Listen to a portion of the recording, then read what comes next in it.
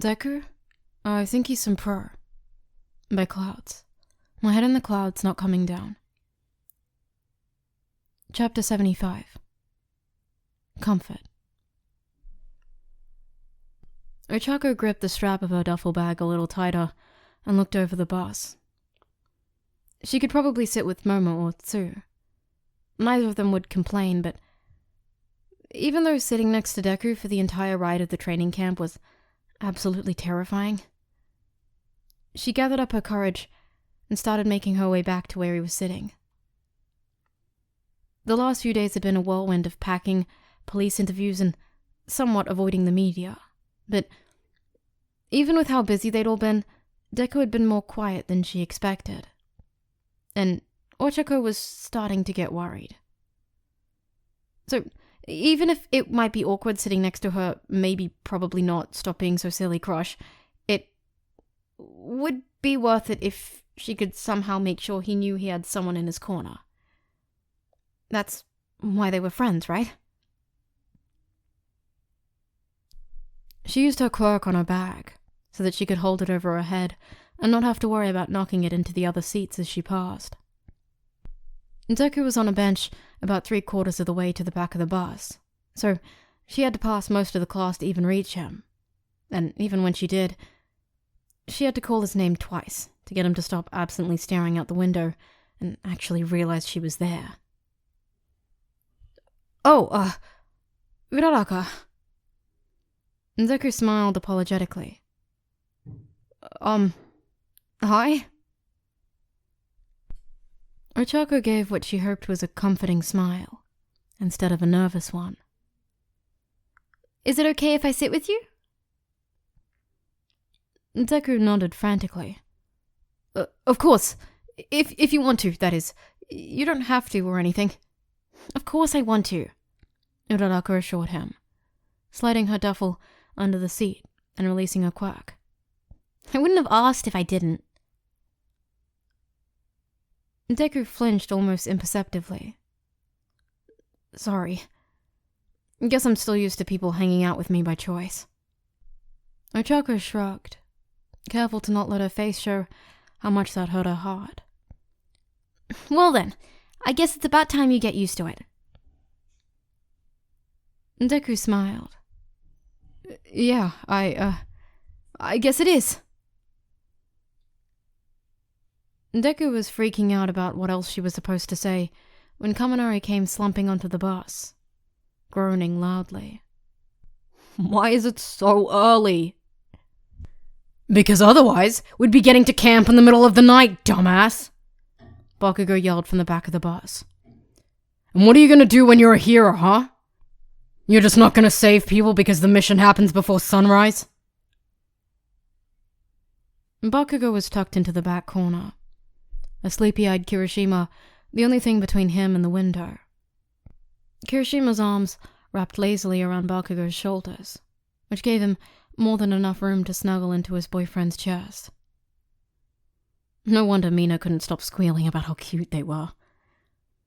Ochako still wasn't quite sure how those two had managed to get together, but they made a surprisingly good pair. Bakugo had tamed down considerably since the start of the school year, and Kirishima was good at bringing out the softer side while letting him be, well, Bakugo. And Bakugo was undeniably still Bakugo, as evidenced by the time that Monoma had complained loudly about their PDA, and Bakugo had just glared at him until he slowly backed away. Even Deku had laughed when that happened. Kaminari didn't give any more attention to Bakugo's insults than he usually did. Instead, he grinned and pushed his way to the back seat as Mina dragged an almost asleep Seru closer to the window to make room for him. Ochako smiled. There was just something about class trips that gave her this inexplicable sense of camaraderie, even if most of her classmates were half asleep. It was sweet. Is that everyone? Aizawa asked, sleeping bag already out and ready on the seat beside him. Great. Don't be too loud, let other people sleep, and get ready for hell. Ochako smiled and shook her head as some of their classmates groaned, and she caught Deku doing the same beside her. He really does like those logical ruses, doesn't he? Deku rolled his eyes. Nah, he just enjoys being dramatic. He's not lying, though. He knows how dangerous being a hero really is, so I don't think he's gonna go easy on any of us this week. Ochako clenched her fist. Then we'll just have to rise to the challenge. Deku smiled and gave her a fist bump. Yeah.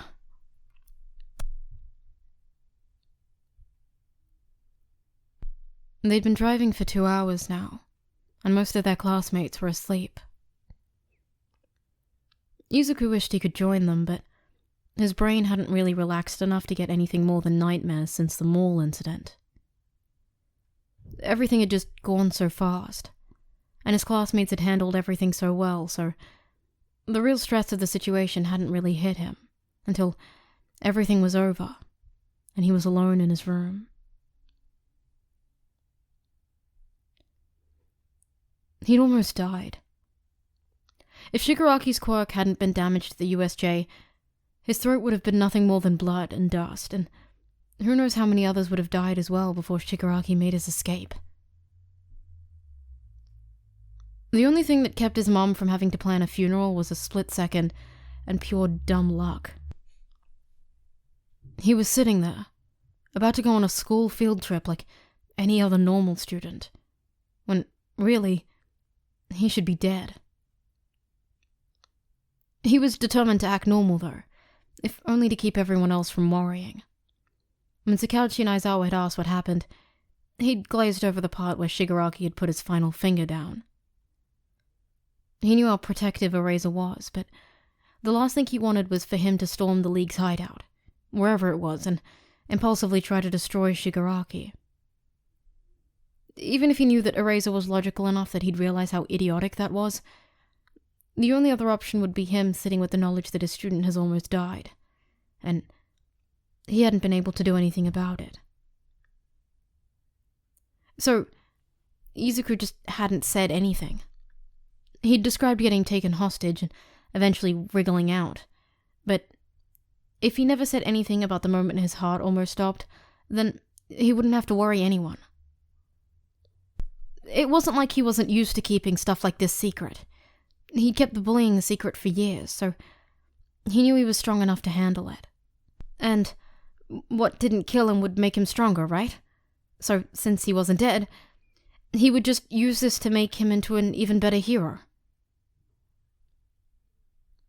Both Aizawa and Nezu had suggested therapy, but Izuku had said he needed a little time before deciding.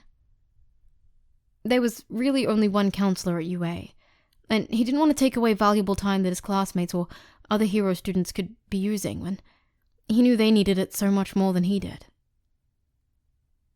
He was used to being hurt and having obstacles, so he knew how to deal with it, but a lot of his classmates were having to confront that for the first time, and judging by what happened to Ida, probably needed more help than Izuku did.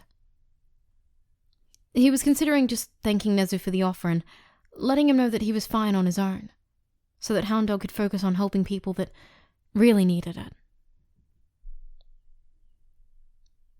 Izuku lifted slightly to stare out the window again, careful to not jostle Uraraka too much. He was pretty sure she hadn't tried to fall asleep on his shoulder, but she'd been dozing off and almost fallen over a few times. So when the bus had taken a turn and pushed her into him, he hadn't pushed her away. It was a small bus, and pretty much everyone was laying on top of each other at this point, because that was really the only comfortable way to sleep, so there was no reason to make it weird. He just hoped that he wasn't blushing when she woke up. That would be awkward. He'd used his insomnia to write a couple articles to use against Stain's reputation. He'd even published one of them. Nezu had warned him, though, that it was probably going to take quite a few articles to make any difference. Hero Society had always had cracks. Stain had just widened them and let water start gushing out. Things like that couldn't be fixed in days or weeks. no matter how much they wished they could. Life just didn't work like that. But they'd fix it. Izuku wouldn't stop until they did. He'd been given so much. An opportunity to prove himself and be useful to the heroes. A place to make friends, and now even a second chance at life. With everything he'd been given, he had a responsibility to pay it back. And make sure things were better for everyone. And that the people he cared about didn't have to worry. Izuku didn't realize how tense he'd gotten until Uraraka grabbed his arm. He flinched, violently, then saw a concerned face and forced himself to relax. Oh, Uraraka, I'm sorry. Did I wake you? Uraraka shook her head. I've been kinda in and out, you know. What about you? You okay? Izuku flashed her a practiced smile. I'm great. It's just hard to sleep on a bus, sir. Uraraka looked like she didn't believe him. And Izuku forced his muscles to relax and tried to be convincing, but she just narrowed her eyes. You don't have to lie, you know. We're friends, Deku. I'm not gonna judge you or anything if you're not okay. I'm not lying, Uraraka. I'm really fine. Izuku insisted. I'm sorry for worrying you. Uraraka searched his face for another long moment before her expression softened into something halfway between understanding and sympathy. It was a little too close to pity for Izuku's comfort, but somehow she still managed to make it look good. At least, he knew she didn't mean anything by it. Or at least, he hoped she did. Izuku didn't think he could handle it if Uraraka started thinking he was weak or less capable like everyone else did. You didn't tell anyone, did you? Uraraka said finally. Voice low enough that, even if their classmates had been awake, they wouldn't have been able to catch what she was saying. About Shigaraki. Izuku forced a chuckle. Of course I told people. You were there. The whole class helped me out. And I talked to the police after. I'm fine, Uraraka, I promise. That's not what I meant. Uraraka seemed to hesitate, not knowing what to do with her hands, before she just settled for grabbing his hands gently. You didn't tell the police that Shigaraki actually touched you with all 5 fingers, did you?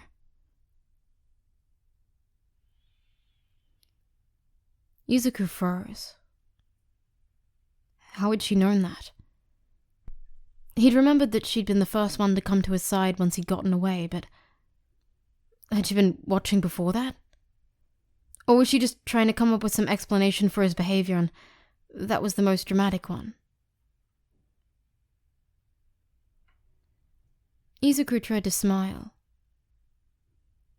Come on, Uraraka. You know if that had happened, I'd be dead right now. Uraraka shook her head. Not with what happened at USJ. I was coming back to get you, but then I saw you with this weird guy and didn't even realize it was Shigaraki until he put that last finger down and started yelling about a glitch. Oh. Izuku said quietly. He felt like all the air had been knocked out of him. So much for not worrying anyone. I get not wanting anyone to worry about you. Uraraka started rubbing his hand absent-mindedly as she stared out the window. I don't tell my parents half the stuff that happens here, but that's what we've got friends for, right? We've got people there for us who can understand, even when our parents and other people can't. Izuku swallowed. I didn't... Uraraka looked up at him insistently. We helped you fight him, didn't we? Let me help you, now. Izuku felt the tears he'd been holding back for days start pricking at the corner of his eyes. I was so scared. Uraraka nodded. I can't even imagine it, but you fought back. You survived. I was lucky, Izuku whispered. I should be dead. Uraraka looked at him for another long moment before she got an oddly determined expression on her face and held out her arms in a silent offer for a hug. Izuku didn't look at her face so that he could ignore the fact that they were both bright pink as he fell into her arms.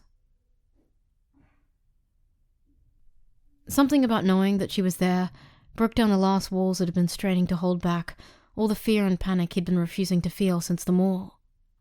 And he suddenly felt himself silently sobbing against her shoulders as tears ran down his face. Your shirt, Izuku choked out. I'm sorry. I shouldn't. I can stop. Uraraka shrugged as best as she could without breaking the hug. It's a camp shirt, Deku. It's supposed to get dirty. Don't worry about it. Just let me be here for you. Izuku hesitated for another moment before nodding. He trusted her. He had to trust her, and, well, even though he felt guilty for breaking down on her like this, it was surprisingly nice. After trying to keep everything inside, it was a relief to let it all out. Even if he was probably going to be too embarrassed to even look at her after this. At some point, she'd started running her fingers through his hair, if only to have something to do. And Izuku couldn't help melting into the sensation. I was so scared. I know, Uraraka whispered. I know. Izuku didn't know how long he sat there, with Uraraka's fingers carding through his hair. But he was pretty sure he was still crying when he finally drifted off into the first dreamless sleep he'd had since he survived. Chapter 76. Journey. Izuku was groggy when he woke up, and it took him a minute to realize that he'd fallen asleep in Uraraka's arms.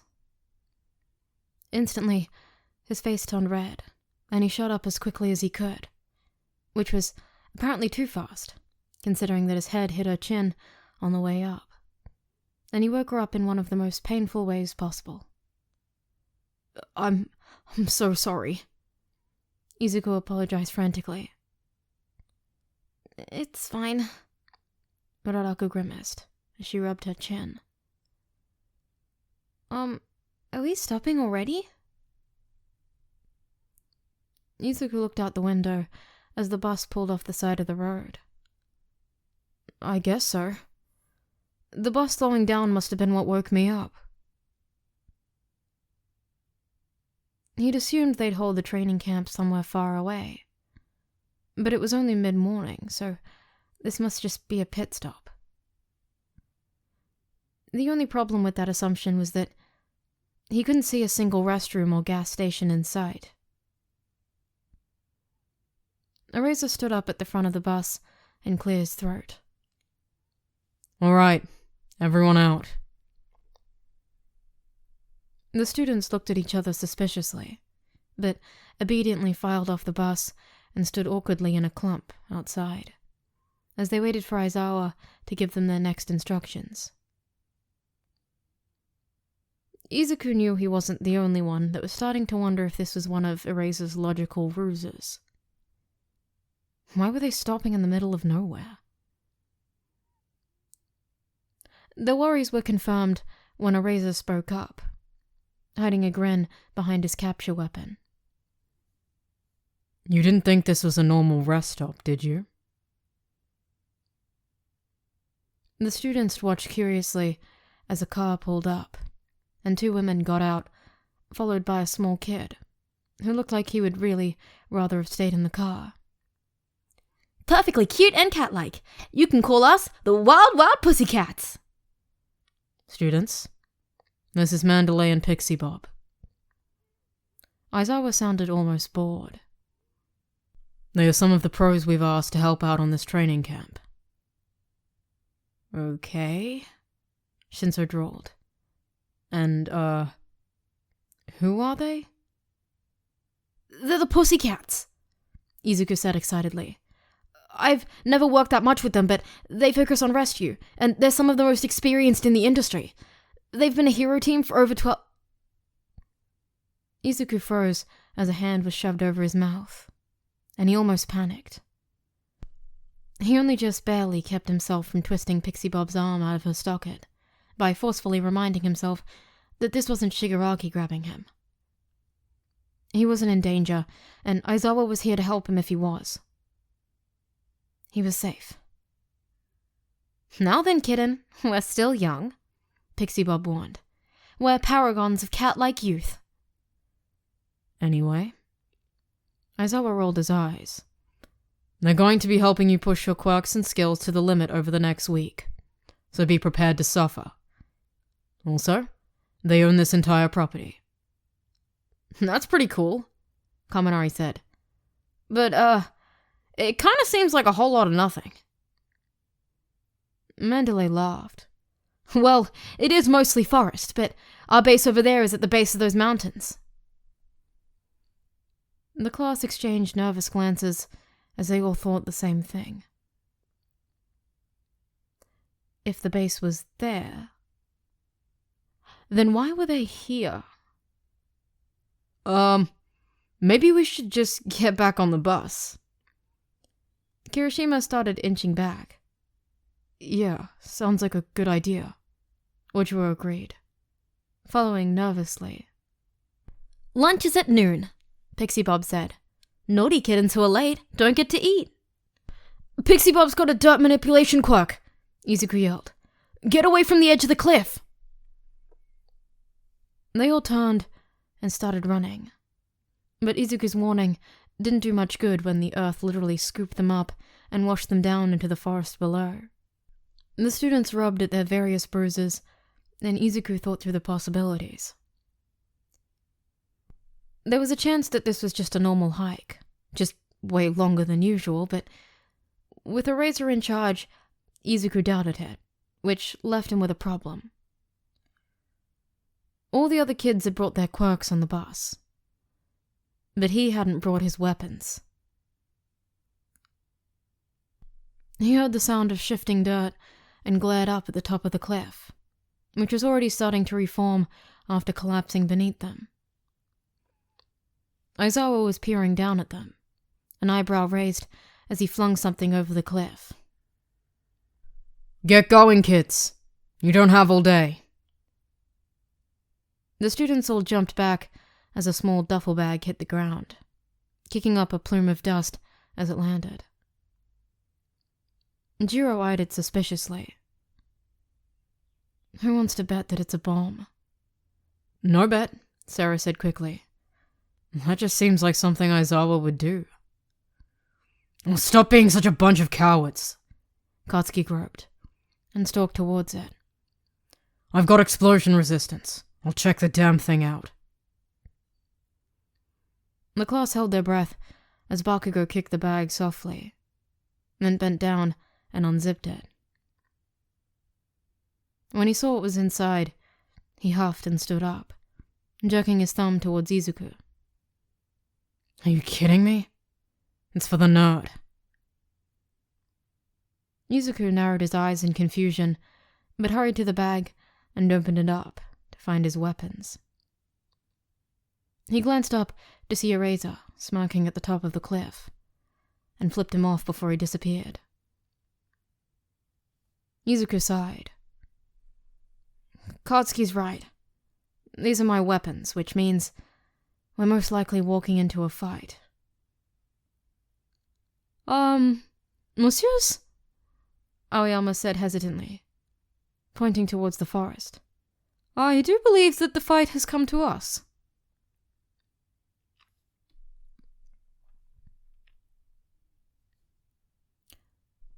There were more dirt monsters than Izuku really thought were necessary, but he supposed their class had already fought the League twice, if they were counting that thing at the mall, so Eraser wanted to up the ante. Still, these dirt monsters were like the robots at the entrance exam. They were big, stupid, and favored physically destructive quirks. Katsuki and Kirishima were leading the pack, obviously, working side by side to clear a path for the rest of the class by taking out as many of the monsters as they could. They worked really well together, and the rest of their friends formed a kind of support team around them to watch their backs and handle any monsters that would try to attack while they were surrounded.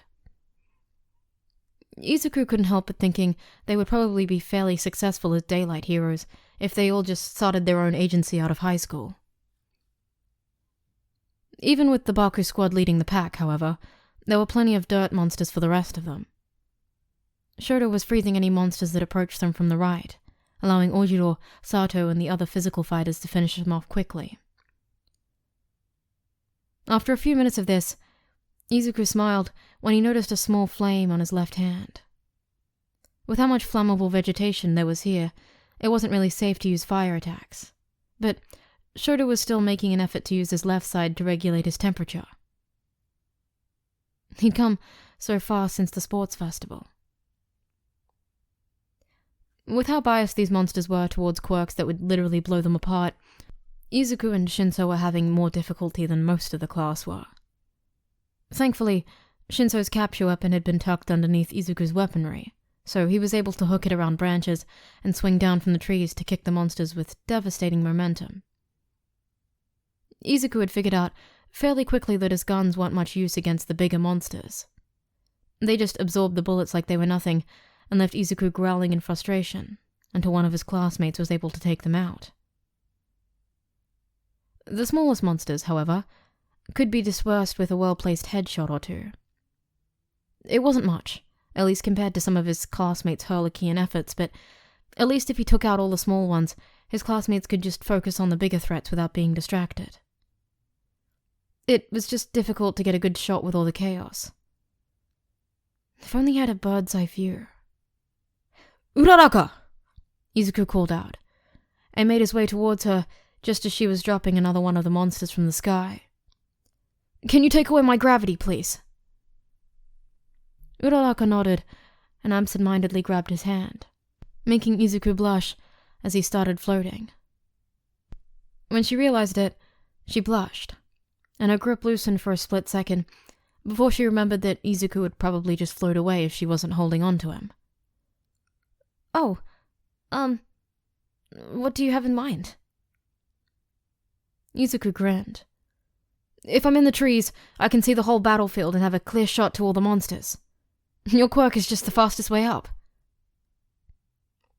Uraraka returned his smile and let go. Just tell me when you want me to release my quirk. Izuku waited until he was pretty high up to latch onto one of the larger trees with his grappling hook. All right, I'm ready. He felt his gravity return, and he landed heavily on the branch as Uraraka ran off after another monster. He smiled at how well everyone was fighting, before shaking his head and taking aim. They still had a long way to go.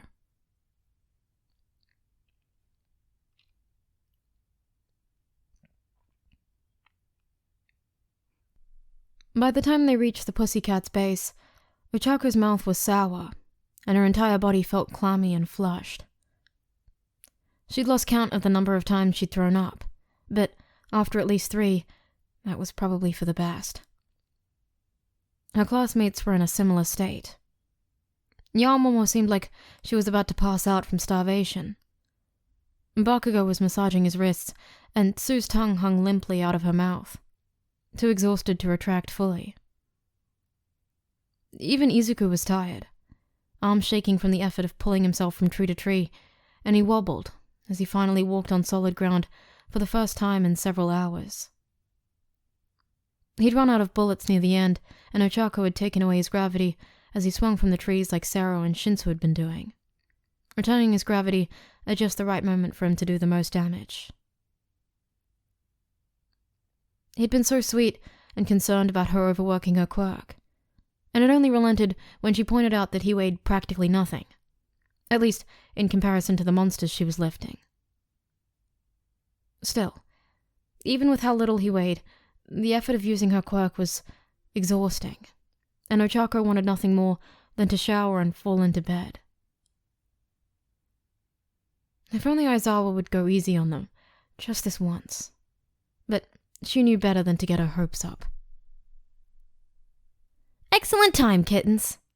Pixie Bob grinned as they walked out of the trees. I guess we based lunch on how long it would take us. Sorry. Is she seriously humble bragging right now? Sarah muttered. Like, we know we're weak, but hey. Some of you did even better, though.